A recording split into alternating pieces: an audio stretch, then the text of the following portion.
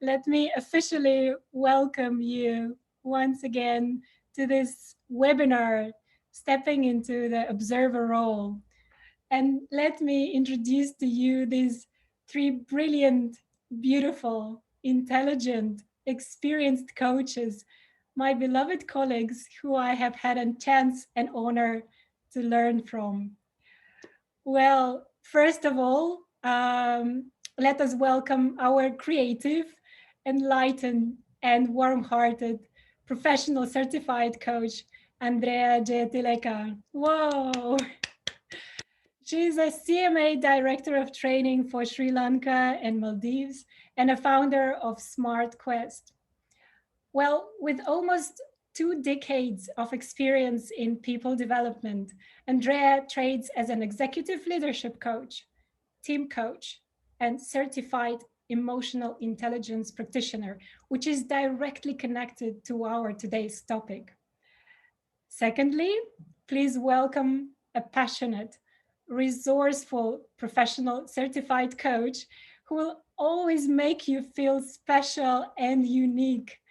Azadeh Endazami. Wow. She is the director of training for Coach Master Academy Iran. Azadeh loves training and mentoring coaches in further developing their professional coaching skills. And I fully from all my heart confirm that. As a founder of Seek to Seed organization, she strives to create a collective space for nurturing a growth and benefit mindset for students, families, and educators. Wow, welcome, Azadeh. And finally, let me introduce to you one of my beloved teachers whose talent I have experienced during the advanced training at CMA, who helped me to uncover my authenticity. Master Certified Coach, Cecilia Schreiber. Wow. She's a CMA Director of Training in Philippines, and she's also the managing partner and co-founder at Haraya Coaching, with over a decade coaching experience working with organizations, leaders, individuals. Cecilia's passion in coaching is grounded in the belief that we draw from our strengths, uncover who we are and what we desire. We can make grounded choices and take courageous actions towards achieving our personal and professional goals while having a more fulfilled life. And with no further delay, let us dive into the topic of today's webinar. Well,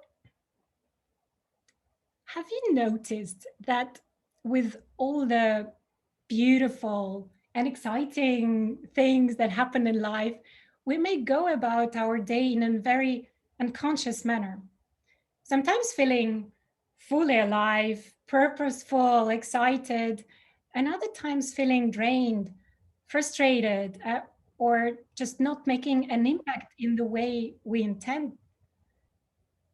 Is that what we think, speak, and do? Is that in alignment with one another? In this session, we will look at how we can cultivate our ability to step out and observe ourselves, the ability to notice and witness our beliefs and language patterns that will enable us to be more response able to life. We may then see how we are in alignment or out of alignment with who we are at our core. And now I'm passing this floor to you, ladies. Welcome. Thank you so much, Anna, for that beautiful, warm introduction.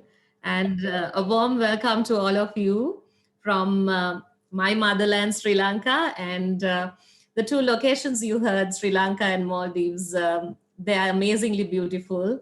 And I wish one day all of you or some of you on this session will be able to visit us, and when things in the world settles in. So thank you for joining us today again. It's an absolute honor for me to share this session today with Azadeh and Cecilia, two of my very close friends from the CMA faculty. And I know today's topic is very close to our hearts. So we would like to share this with all of you and to invite you to step out and get into the observer role. So, with that thought in mind, the topic today takes me back to my co-training, where I was seated there and had to really get into that observer role. I'm sure for most of you who've gone through the training, you know what that is like. And for some of our guests, the beauty that observation holds, I can vouch for you, it's amazing. So I'm just going to share a little bit. As I sat there and I had to intentionally notice and observe, I started to see many things, one of which I was really good at observing what's not working. That's for sure. And, that really created a whole heap of opportunities for me. And I would say that probably is one of the biggest turning points that I've had in my life. And I became so curious around this observation, and it helped me to step in to observe the art of observing the excellence in others. And I must tell you, as I entered this journey, it has been a journey of learning, revelation, and growth for me in that space. Was it easy? Believe me, no. That voice in me kept speaking to me saying, oh, that's not right. But I've really learned in that space to appreciate and observe the excellence in others. And I believe I'm still a work in progress there. And it's been a journey that has inspired my life so much. And a lot of things around me changed with that. I started to see a lot of things, very close people in my family, my workplaces, in a very, very different place. So yes, it's a very close topic to my heart because of that. And so as I share this whole part of observing the excellence, I would like to request Azadeh to share this clip, and I invite all of you to step back and enjoy the clip as we observe what really goes on when we can step out.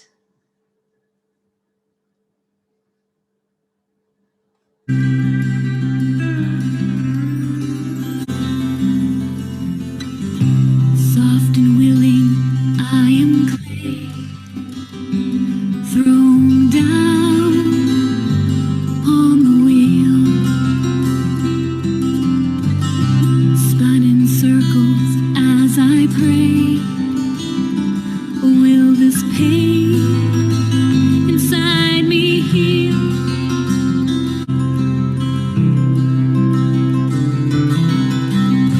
Strong and steady is your hand as you center me again.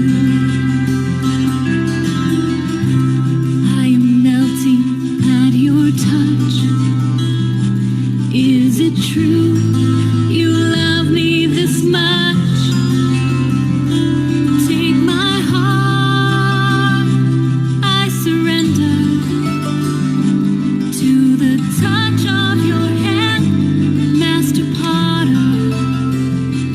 Take my life, come and form me. I'll still trust in the dark when I can't see. I can't see what you're making me. I can't see what you're making me. Maybe I'm a masterpiece.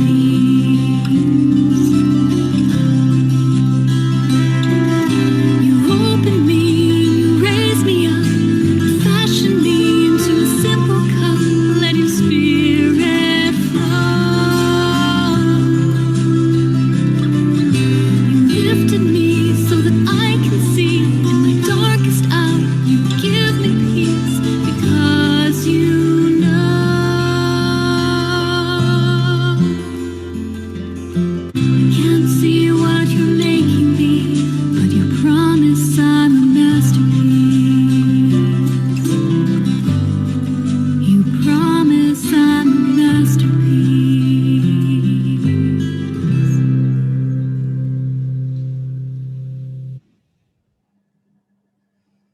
Thank you so much, Azadeh, for that. I hope you enjoyed the clip. And as you are watching this, I'm just curious to know what are some thoughts that's coming up for you. If you like to just type it in the chat box, or if any of you even like to open up, this time is for you as well. Lovely. Shaping, beautiful.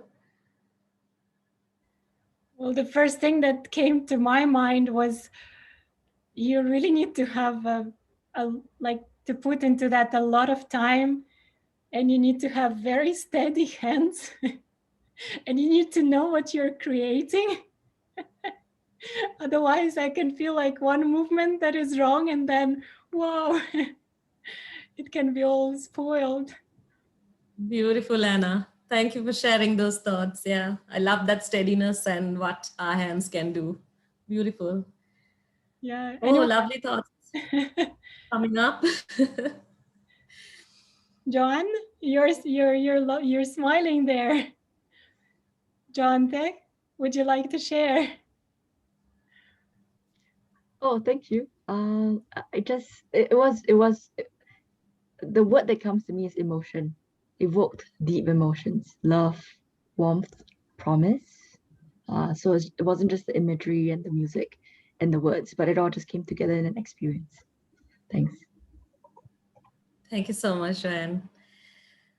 Yes, to trust the process, lovely. And yes, we are a masterpiece. I'm loving the thoughts that's coming in, and there's a lot of thoughts pouring in. So, with this, holding all of you in this space, something I'd like to share about this is that to be able to step into this observer role is really to be human. And for me, it comes from a place where we're able to step out and accept. This whole attitude to be able to accept that we need to look inside, to accept that we are all a masterpiece and there is so much that we all have within us, and to accept that we are a work in progress. And I think that takes a lot of humbleness to be able to hold ourselves as we are working on who we are. It brings me to a place where we know that change is definitely a process, and we know it requires conscious effort. And when I think of change, for me, it's a place of rich experience, sometimes joyful, sometimes painful. And I think it's a place of love and wisdom where we can just hold ourselves and grow. So, this whole thought that we are able to embrace this and accept this attitude that we need to look inside is a revelation for me that I experienced as I was able to step into the observer role. Thinking of this, I think it puts me back into the place where I was able to really observe and notice my clients and meet them where they were, meet them where they are. It also enabled me to meet myself where I was. And I think when we experience that inside us, it's very easy for us to connect with our clients and really partner them in this journey, which is creating a masterpiece for themselves. So this is the first thought I want to hold with all of you. And as we connect to this whole place of acceptance, it also takes me to a place where, you know, we start to cultivate this in ourselves. And with this thought, very recently, I was reading a research on self-awareness, and I thought I might share that with all of you here as well. That reflection done wrong can really result in stress and unhappiness.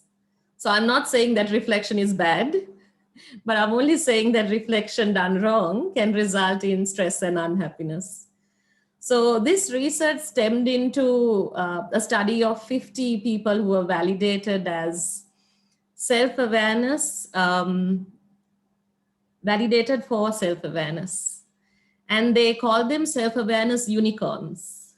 So in this research, the beautiful thing that came out was that when the reflection of these 50 self-awareness unicorns were studied, um, it was found that the word why came up about 150 times, and the word what came out more than 1,000 times.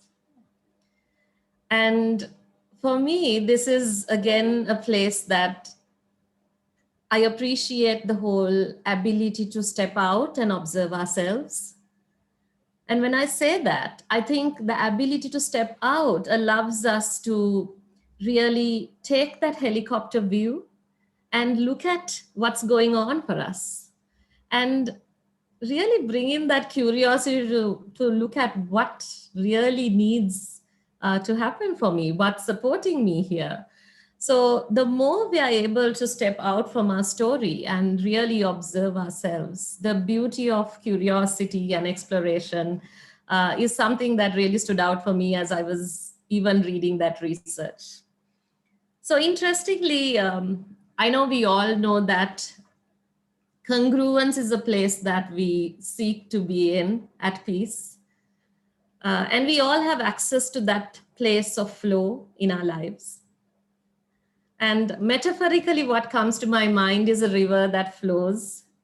We know that flow is something that we all desire to have. And what comes to my mind is when we were kids, we used to throw pebbles into water, right? So if you look at a small pebble, for me, that's like a belief.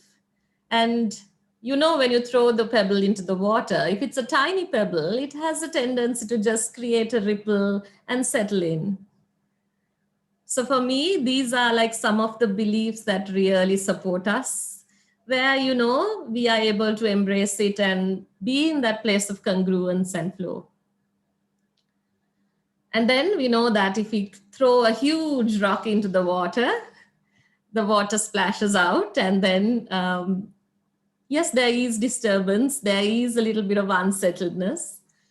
And for me, that's like a belief that probably has served us before, but may not be serving us right now.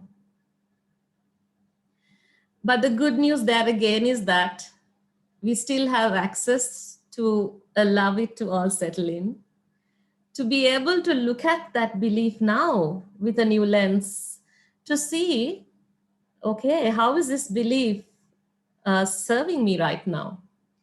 So the whole ability for us to step in and really reach out to that state of congruence. And when I relate that to my life, I'm sure all of you have your own experiences as well. The first thing that tells me, okay, Andrea, you're not in a congruent place is my breath. The minute I feel that I'm breathing in a maybe shallow way or, I know that's the place of uncomfortableness. And it's like a signal for me to sense it, to step out, to pause and understand what will support me here. So I think that whole ability to sense ourselves, whether it's our thinking, whether it's our breathing, whether it is our feeling, is something that we all have access to. And I think the more we step out and become an observer of ourselves, the more we are able to really experience that and appreciate that. So with that thought in mind, to be in flow with our internal experience and to be in that congruent place is, I'm sure, what we all wish to be. And it's also what most of our clients want to reach as well. So with this thought in mind, and also metaphorically looking at this whole flow of the river, I would like to invite you all to step into a little bit of a reflection with me. And maybe if you can take a moment and with this thought of being in congruence, reflect and see first what ways of thinking is getting in the way of you fully being your own masterpiece. And you can take some time and maybe write it on a paper, because we can use these thoughts throughout the session. Or if you're comfortable, you can even type it in the chat box. So what ways of thinking is getting in the way of you fully being your own masterpiece?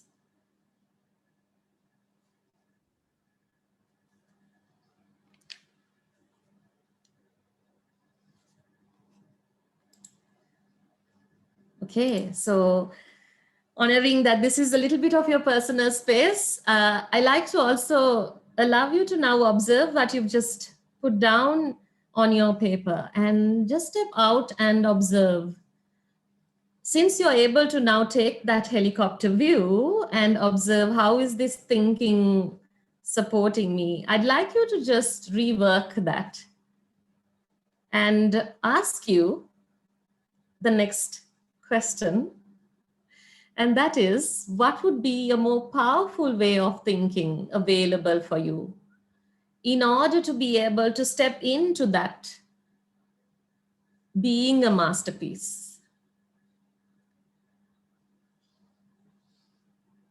So what would be a more powerful way of thinking available for you to step into that masterpiece?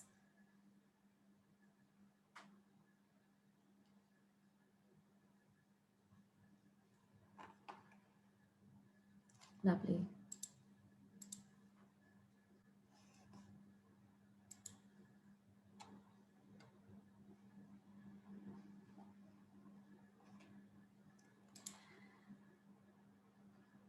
Thank you, everyone, for taking time to do that. And with this thought, I think I'm just going to step in to touch on how being able to step out and observe is something we actually share with our clients as well.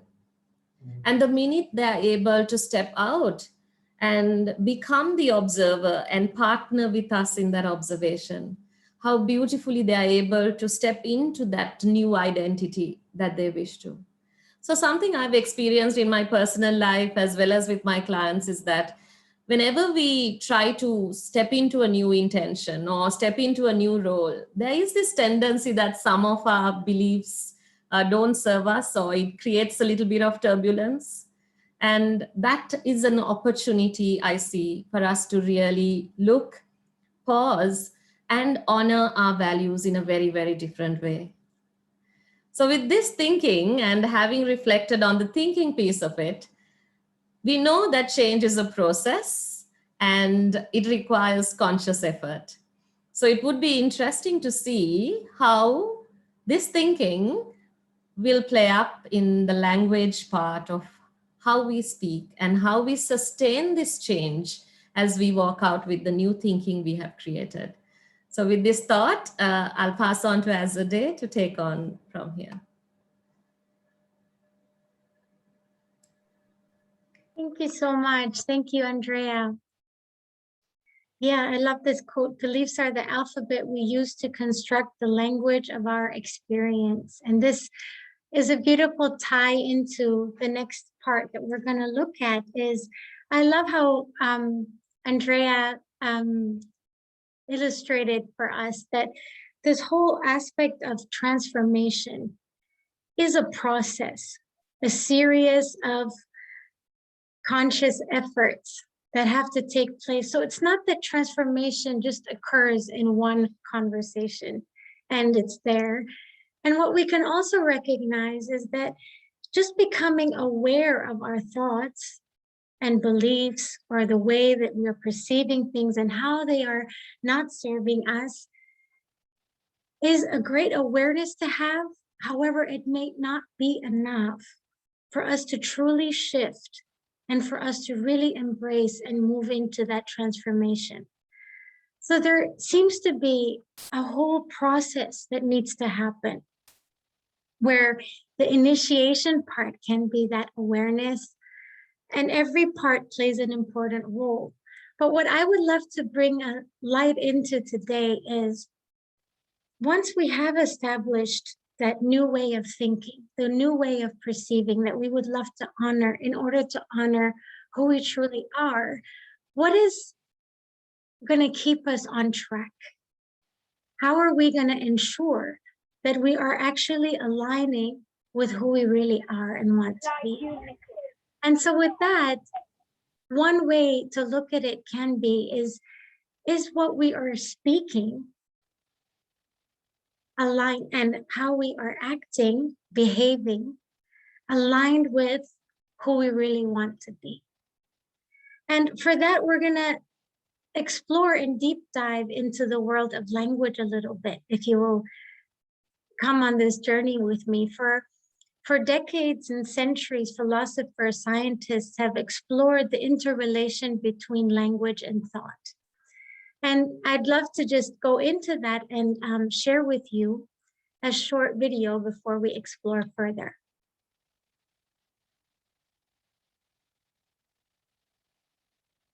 Mhm.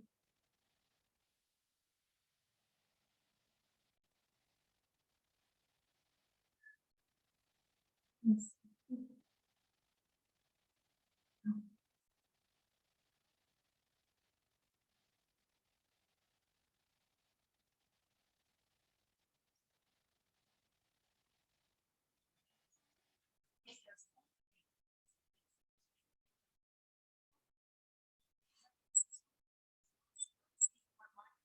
Humans communicate in ways that are far more complex than other animals. If there's one thing that makes humans special, it's our talent for talking. Whether it's a technical discourse or zingy one-liner, humans communicate in ways that are far more complex than other animals. Our brains are wired for it. Compared with other animals, the human brain possesses an enormous cerebral cortex, one brimming with neural circuits dedicated to language. Neurons in the temporal, parietal, and frontal lobes of the cortex form circuits that interpret the sounds and symbols of language.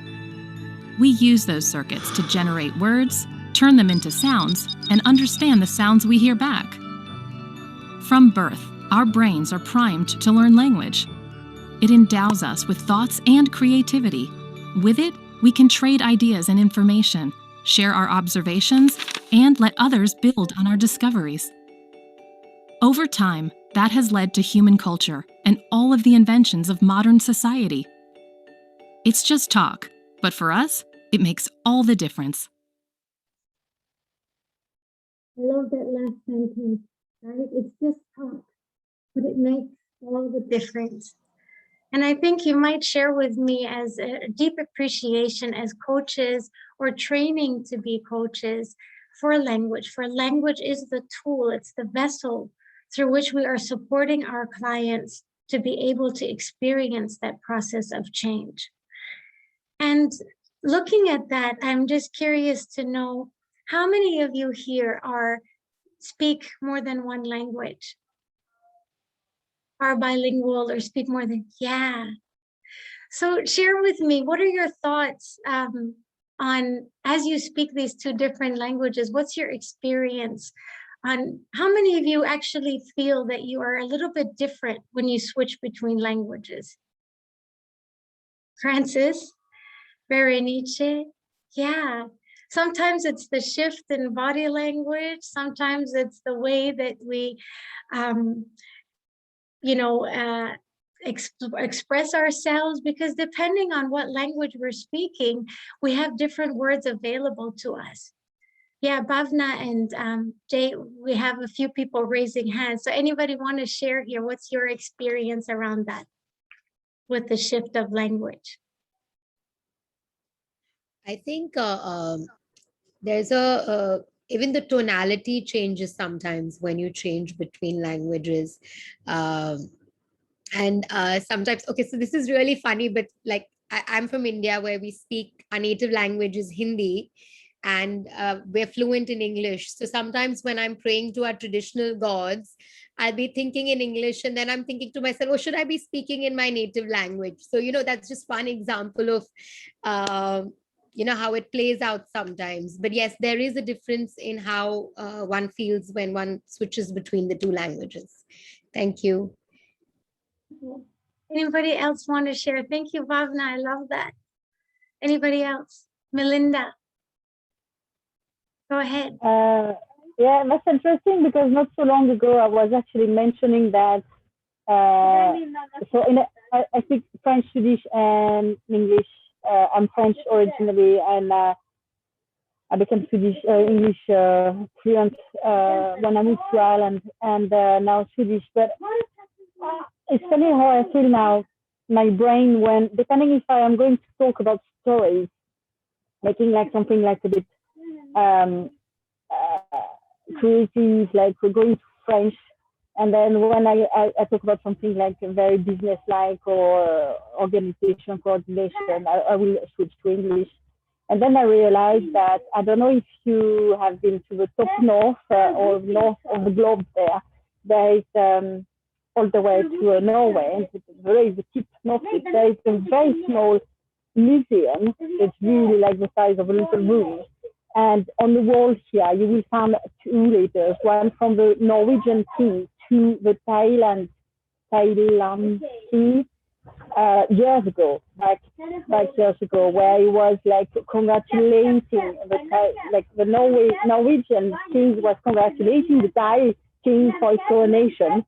And the Thai king was thinking, saying thank you for congratulations back to the Norwegian in French that I've never read before in such a beautiful French. And then it really made me realize that the words, the sense, like the way of using French is really made for embellishing like what the stories you are telling, and make me understand why back then at the time of the king, French it was a diplomatic language, because it's easier to create stories and to bring people with you somewhere, whereas in English it's much more like very efficient language, easy to share, but it's not the same purpose.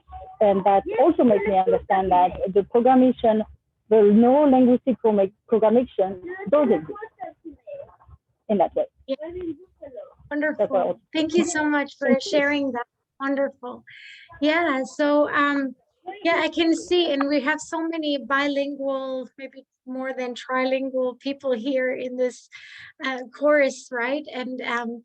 And somebody wrote in the chat box, Maria wrote, I love this saying that you wrote, how many languages do you know? That many times you're a man.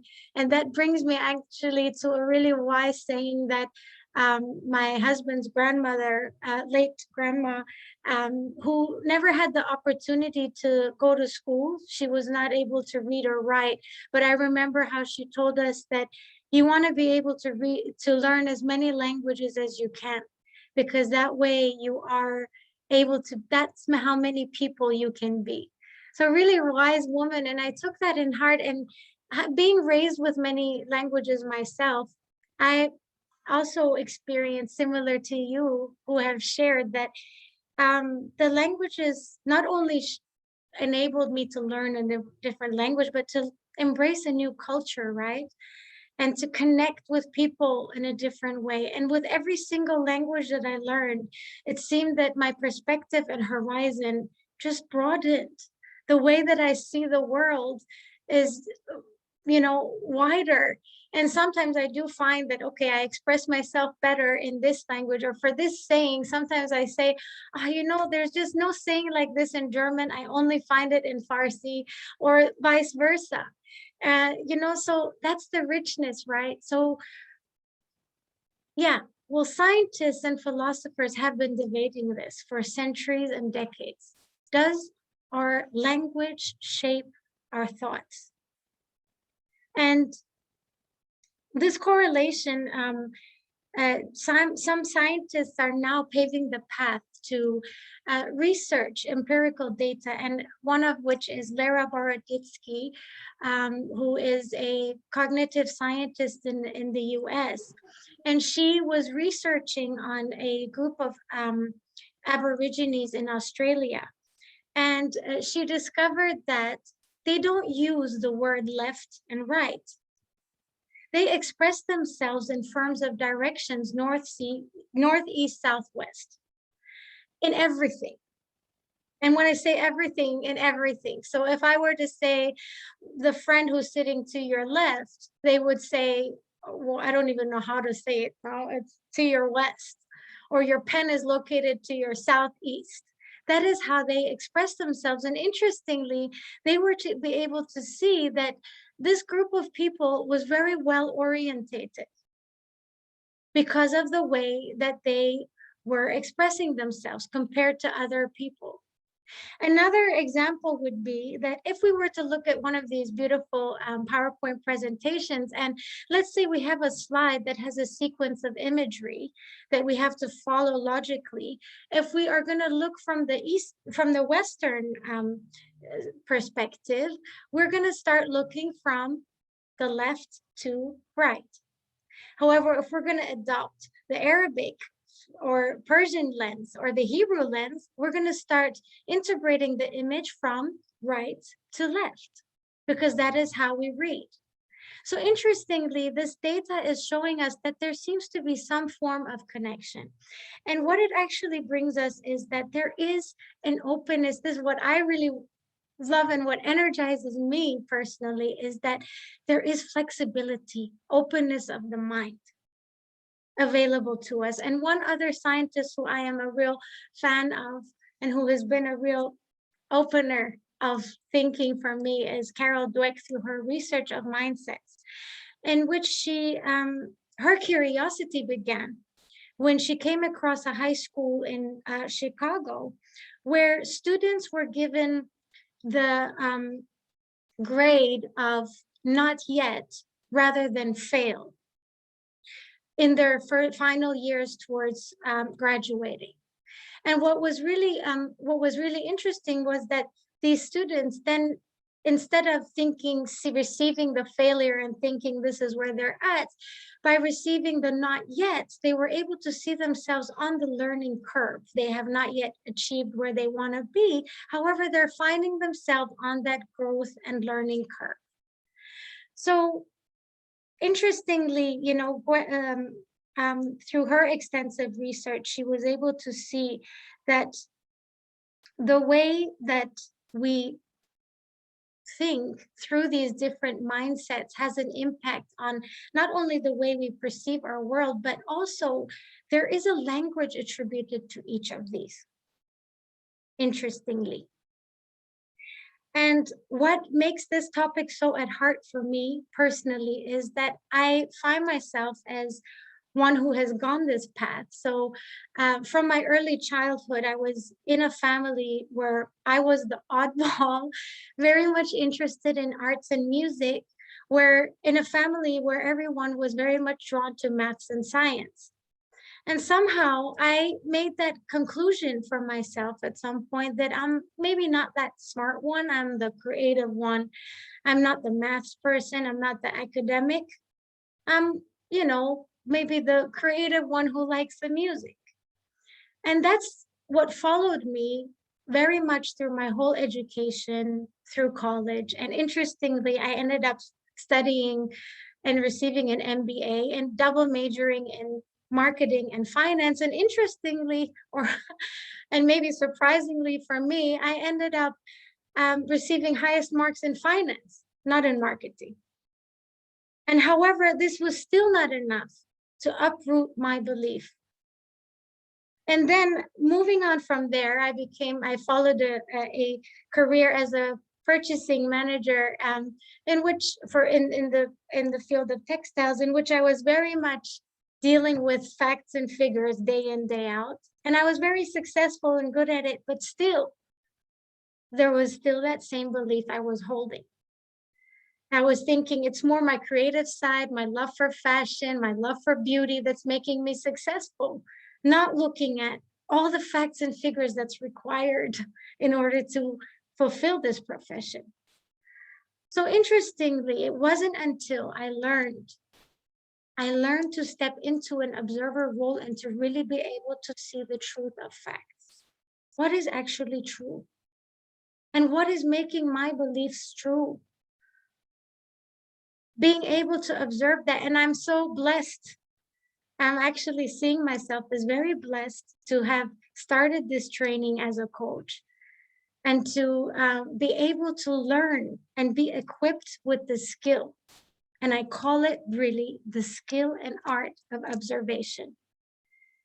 A skill to master and a skill which allows us to really be able to step out and see things for what they really can be without that maybe personal judgment, that emotion, whatever it is that we're carrying with ourselves. And that is what brought me here and what is bringing me here passionately to speak to you today as coaches and as those who are interested in coaching and even for yourself is to really reflect on how are we talking to ourselves. Because interestingly, our world is very much shaped with how we are talking to ourselves. And I'm still very much on this path. I'm not saying that I have conquered this path. And how it keeps popping up for me is even in different roles that I take on, even as a role as a parent. So as history repeats itself, does anyone know that comment, history repeats itself? Yeah, so my daughter loves the arts. She loves everything that's creative. My son loves maths and he loves science. So I caught myself saying, now that my daughter is going into the higher grades and she's being streamed in school, something as she was streamed into a lower grade in the school that she's in, something in me churned and turned. It really turned because I was thinking to myself, why, what, and I myself was first saying, I was making peace with it, saying that, well, yeah, she is the more creative person and maths is not her thing. But deep down, I was asking myself, what makes that true? What if the way that she is learning and approaching is not the style that resonates with her? What if the way that it is being brought to her is not the way that is her style and way of learning? What if we are not speaking her learning language? And that is what I really want to bring forth today is that, and then what painfully, to have to observe how she turns and says, Mommy, maybe then, I don't know what I'm good at, and maybe this is not what I'm good at. And this is how I want to say, how powerful is it, how we see ourselves and how we are associating ourselves with these different boxes that we may create through words. So I just want to, invite for us to be open to explore and play around with the words. And the reason I want to bring this forth is that for me, it is not so evident, or it wasn't so evident throughout these years, just by observing and through, such as, through vehicles such as coaching, where I'm able to observe my beliefs. It was still not enough to really fully shape the way that I want to show up and change. Because I recognize that one thing is missing is my vocabulary. I still didn't know how to talk to myself. Even though the belief is there, that vocabulary is still the old playing CD over and over again. So what I needed to be able to learn is, how can I move from the I can't that has now yet become, well, I haven't tried that yet. Let me put the effort and see what's going to come out. Or moving from maybe this is not for me, as to saying, well, I don't know what that is even about. I'm curious to learn about it. I don't even know. Let me just try and see what I can find. And a series of these tryings has led me to see what is it that I really like. And interestingly, many of those things that I really like are hidden behind those things that I thought I can't. Isn't that funny? that you do not expand and explore it until you break that barrier. So my call to you as coaches is specifically in that point where, and this is where I'm so, again, feeling so blessed that I'm forming the, following the transformative coaching in which we're able to support our clients to surface and become aware of these beliefs that we're holding. How are we observing ourselves? And, and in this training, we are so equipped by being such strong observers. It's not so much about the questions, right? We're being drilled to make observations. So blessed for that. And the second thing that I really appreciate is how we are actually supporting our client to be able to see themselves and come to an emerging understanding they have not shared before about themselves, and to see themselves for really who they are, who they want to be. And now we get to the exciting part that I really want to, as a client, as a coach who's a peer review, and as a trainer of coaches, I want to invite you to take this pace of evoking awareness and facilitating learning and growth that ICF supports us with. Take the time to not jump into the action, because the action will come when I know what to think and how to think differently. But where I need support is, what is that new way of thinking? What does it sound like? How do I need to word it?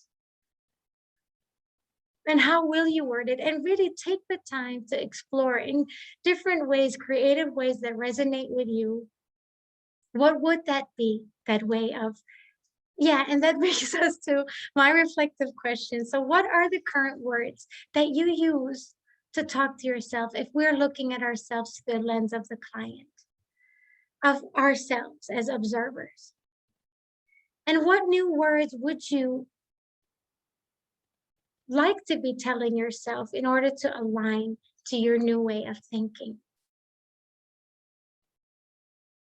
I really would love to give you, we would love to give you these to reflect and ponder on and see what shifts for you as you are. And I really want to invite you. So what works for me, what I really want to, what I in practice really like to support my clients with is, by saying, if you're going to write it down on a post-it, in your journal tonight, in your diary, you're going to put it for yourself somewhere where you're going to see it. What is that sentence? What are the 3 words? Or what is that 1 word? What's a song? What's a poem? What's maybe a passage you've read? Even what is an image that's going to remind you? So really supporting our clients to anchor this new way of thinking is what I really would love to put out today. And finally, I'd like to conclude with this whole process of embracing a new way of learning involves 2 steps. One is cultivating, and the other one is nurturing. So taking from the Oxford definition, to cultivate is to try to acquire or develop a quality or skill. So there's one part of, there are these deep-rooted beliefs that we hold, and they have very, very strong roots. They may be valid the way they are, as whatever trees they are, they may be valid. However, they're not serving us, as Andrea said. And we want to plant this new seed. So one of these anchors that I'm speaking about is behind me. You see that tree? That's that new tree that I'm planting for myself. So that tree, that new one that we plant, in order for it to grow, bloom, and blossom, requires nurturing. Day in, day out. It requires care to protect. So we really need to be aware, how are we going to support ourselves to take care of it and protect it while it grows? And with that, I want to pass on to Cecilia. Thank you. Thank you, Asida. I'm really feeling Andrea's and Asida's passion coming through the screen here, right? And if there's anything I'm just gonna capture just the takeaway here for tonight, because I'm also conscious of time, right? If there's anything we'd like you to take away is step out to step in, right? Step out into the observer role.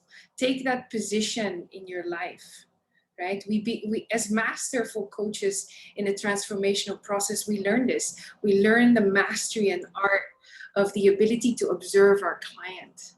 Can we turn that to ourselves, right? And step out as the observer and witness of our own life, right? Ability to accept what is and what is right now, noticing what is my thought process, what is happening, what can I notice about myself. And then to ask this beautiful point, can we then align our language, our belief, our language, and our actions together and gain a new understanding of how we want to move forward and how we want to do and how we want to show up differently. And then to allow for that emergence to happen, right? For that masterpiece in ourselves to emerge and to be all of who we are in life, right? And to just be more responsible to how we want to show up, right? So can we cultivate the ability to actually step out, observe ourselves, so that we can step in more powerfully moving forward, right?